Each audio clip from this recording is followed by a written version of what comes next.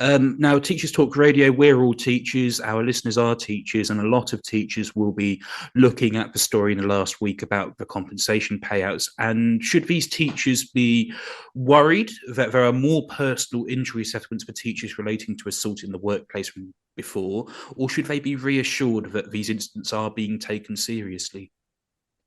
I think that the statistics which we've published and to which you've referred as part of our annual report on compensation claims do present a worrying indicator of the levels of violence and aggression and distress behaviour that we know that we're currently seeing in our schools at the minute. I mean, we produced these personal injury claim reports just to highlight, where the peaks and trends are. Pursuing compensation isn't a pleasant task, but it's something which we take very seriously for our members. No one deserves to suffer injury or assault in their workplace. And that's why local authorities, as the employers of teachers in Scotland, have a legal duty of care to ensure a safe working environment for all school staff. But in previous years, what we've seen from that reporting is that the vast majority related to slips, trips and falls in the workplace. And as you've highlighted this year, over 40% of settlements related to physical injury caused by assaults.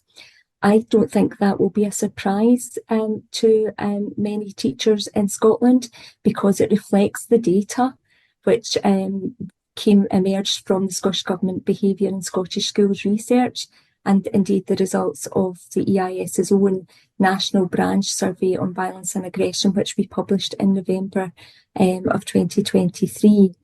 And, in that report, we highlighted that over 80% of branches responding to that national survey said that there were violent and aggressive incidents in schools every week, and a concerning increase in a rise of misogynistic views, attitudes and behaviour by male pupils.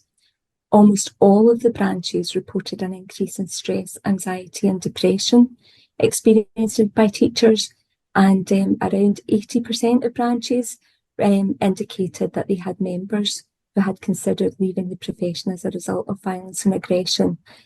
So I don't think the figures will be necessarily a surprise to a number of teachers, but I think we also can't forget that they don't only have an impact. This doesn't only have an impact on teachers.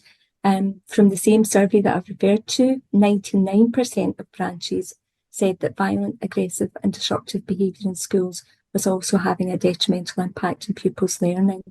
So it's clear from all of this evidence that our schools are currently not as safe as they should be for staff and pupils, and that that's having an impact that can't be ignored. And that's why the EIS is calling on the Scottish Government through our Stand Up for Quality Education campaign to provide the additional resourcing for schools, including additional staffing, to allow schools to better meet the needs of all young people, especially those who are exhibiting violent and distressed behaviour as a result of unmet need, and to reduce the number of incidents that we can see in our schools. Staff should be able to work without fear of physical harm for any reason, and children and young people must be able to learn in safe, nurturing and secure environments.